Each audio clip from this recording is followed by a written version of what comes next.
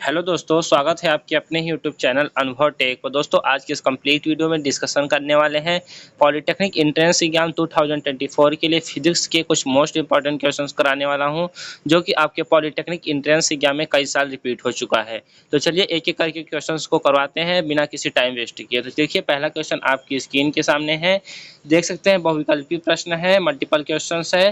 तो क्वेश्चन क्या है, तो क्वेश्चन देख सकते हैं, निम्न में से दूरी का मात्रक नहीं है। देखिए, आपका 4 साल रिपीटेड क्वेश्चन है, देख सकते हैं। तो इन चारों ऑप्शन में से देखिए, फर्मी जो होता है वो दूरी का मात्रक होता है, एंगस्ट्रॉन माइक्रोन दोनों दूरी के ही मात्रक होते हैं, डिस्टेंस की ही यूनिट होती है। लेकिन जो स्टेरेडियन है वो आपका डिस्टेंस का यूनिट नहीं होता है। तो ऑप्शन नंबर डी इस क्वेश्चन का राइट आंसर हो जाएगा। तो पहले का ऑप्शन नंबर डी स्टेरेडियन, जो कि दूरी का मात्रक नहीं होता है, ऑप्शन नंबर डी ही इसका राइट आंसर होगा। चलिए बढ़ते हैं नेक्स्ट क्वेश्चन की ओर। नेक्स्ट क्वेश्चन आपकी स्क्रीन के सामने आ चुका है, देख सकते हैं। पारसेक मात्रक है, तो बता दें 3 साल रिपीटेड क्वेश्चन है ये। तो बता दें पारसेक आपका दूरी का मात्रक होता है। ऑप्शन नंबर बी में आपको आसानी पूर्वक दिख रहा होगा। तो ऑप्शन नंबर बी ही इस क्वेश्चन का राइट आंसर होगा। तो चलिए पढ़ते हैं नेक्स्ट क्वेश्चन की ओर। नेक्स्ट क्वेश्चन आपकी स्क्रीन के सामने है। ये क्वेश्चन को ध्यान ध्यान से आप देख लीजिए। क्या क्वेश्चन पूछा हुआ है, वेग समय ग्राफ का क्षेत्रफल क्या बताता है। तो देखिए, इसका राइट आंसर हो जाएगा, आपको चलिए दिखाते हैं इसका राइट आंसर क्या होगा। तो इसका राइट आंसर हो जाएगा त्वरण, अर्थात एसिलरेशन। तो ऑप्शन नंबर बी ही इसका राइट आंसर होगा, एसिलरेशन, जिसे आप त्वरण नाम से जानते हैं।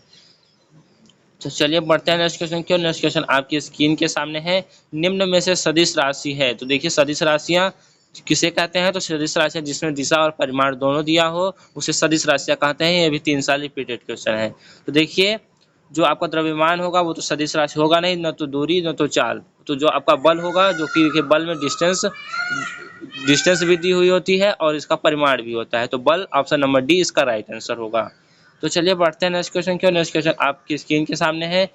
आवेश प्रवाह की दर को क्या कहते हैं, तो आवेश प्रवाह की दर को विद्युत धारा कहा जाता है। Flow of charge is called as electric current, अर्थात जैसा कि आप डिफिनेशन से भी जानते हैं। तो इसका ऑप्शन नंबर देखिए, ऑप्शन नहीं सिलेक्ट किया है यहाँ पे। तो इसका जो विद्युत धारा होगा ऑप्शन, वो राइट आंसर होगा। तो चलिए बढ़ते हैं नेक्स्ट क्वेश्चन की ओर। नेक्स्ट क्वेश्चन आपकी स्क्रीन के सामने है, देख सकते हैं। पृथ्वी पर वायुमंडल होने का क्या कारण है, तो पृथ्वी पर वायुमंडल के होने का कारण आपका ग्रेविटेशन है, गुरुत्व है। तो ऑप्शन नंबर ए इसका राइट आंसर हो जाएगा। तो चलिए बढ़ते हैं। देखिए 4 साल ये रिपीटेड क्वेश्चन है। देखते हैं आपका 7वां जो क्वेश्चन है। कार्य करने की दर को क्या कहते हैं, तो कार्य करने की समय दर को विद्युत शक्ति कहा जाता है, इलेक्ट्रिक पावर कहा जाता है। इसे पी से डिनोट करते हैं। तो ऑप्शन नंबर बी शक्ति आपका राइट आंसर होगा।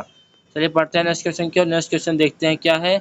यदि वस्तु का द्रव्यमान दोगुना कर दिया जाए तो उस वस्तु की गतिज ऊर्जा भी दोगुनी हो जाएगी, जैसा कि आप जानते हैं। देखिए, जब द्रव्यमान आप दोगुना करेंगे तो आपकी जो गतिज ऊर्जा है वो भी दोगुनी हो जाएगी। देखिए यहाँ पे आपको बता दिया, तो देख सकते हैं। बढ़ते हैं नेक्स्ट क्वेश्चन की ओर। नेक्स्ट क्वेश्चन आपकी स्क्रीन के सामने है। निम्न में से किस सिद्धांत पर ट्रांसफार्मर कार्य करता है, तो बता दें अननोन पीरियड के सिद्धांत पर ट्रांसफार्मर आपका वर्क करता है, कार्य करता है। तो option number B unknown period आपका राइट आंसर हो जाएगा। तो देखिए, अभी इंपॉर्टेंट क्वेश्चन है, इसका स्क्रीनशॉट लेना चाहे तो आप ले सकते हैं। चलिए बढ़ते हैं नेक्स्ट क्वेश्चन की ओर। नेक्स्ट क्वेश्चन आपकी स्क्रीन के सामने सही संबंध है। W बराबर वर्क दिया है, F बराबर फोर्स, S बराबर विस्थापन, या जिसे आप डिस्प्लेसमेंट के नाम से जानते हैं, विस्थापन कहा जाता है, S से डिनोट करते हैं। तो देखिए W बराबर Fs होता है, अर्थात बल बराबर बल इंटू बल की दिशा में विस्थापन होता है। तो W बराबर Fs इसका राइट आंसर होगा। तो ऑप्शन नंबर डी में आपको देखने को मिल रहा है W बराबर Fs। तो इसका आपका option number D right answer हो जाएगा, W बराबर Fs। देखिए, आपका लास्ट क्वेश्चन है, ओम का नियम है। तो आपका ओम का नियम होता है V बराबर IR। तो देखिए, इस ऑप्शन में नहीं दिया है, लेकिन इसका जो राइट आंसर होगा वो V बराबर IR होगा। तो इस कंप्लीट वीडियो में इतना ही। अंत तक बने रहने के लिए धन्यवाद। मिलते हैं आपसे नेक्स्ट वीडियो में, तब तक के लिए जुड़े रहिए। Thank you.